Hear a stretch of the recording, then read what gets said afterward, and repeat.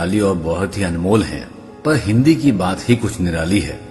ऐसा ही एक चमत्कार हिंदी में मैं आपके सामने रखता हूं, जरा गौर से सुनिएगा। 4 मिलें 64 खिलें, 20 रहें कर जोड़, प्रेमी सज्जन 2 मिलें, खिल गए 7 करोड़। मुझसे एक बुजुर्ग ने इस कहावत का अर्थ पूछा। काफी सोच विचार के बाद भी जब मैं नहीं बता पाया तो मैंने कहा, बाबा आप ही बताइए, मेरी समझ में तो कुछ नहीं आ रहा।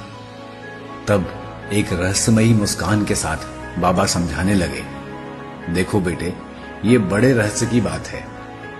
4 मिलें मतलब जब भी कोई मिलता है तो सबसे पहले आपस में दोनों आंखें मिलती हैं, इसलिए कहा गया है कि 4 मिले।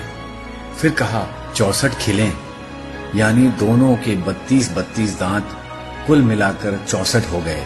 इस तरह 4 मिले 64 खिलें।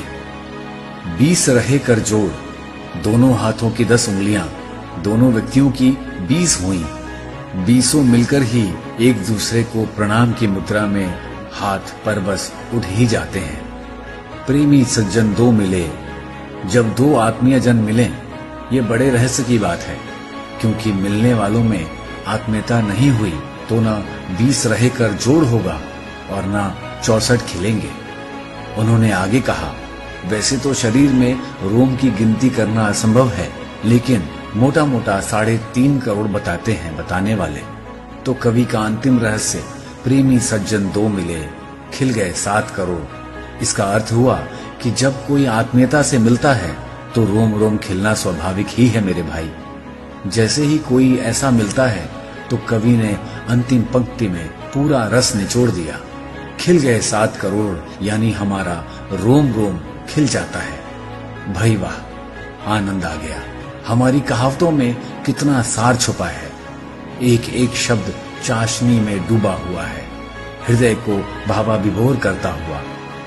इन्हीं कहावतों के जरिए हमारे बुजुर्ग, जिनको हम कम पढ़ा लिखा समझते हैं, हमारे अंदर गाहे बगाहे संस्कार का बीज बोते रहते थे। अपनी संस्कृति और अपने संस्कार यूं ही जीवित रखिए। धन्यवाद। जय हिंद।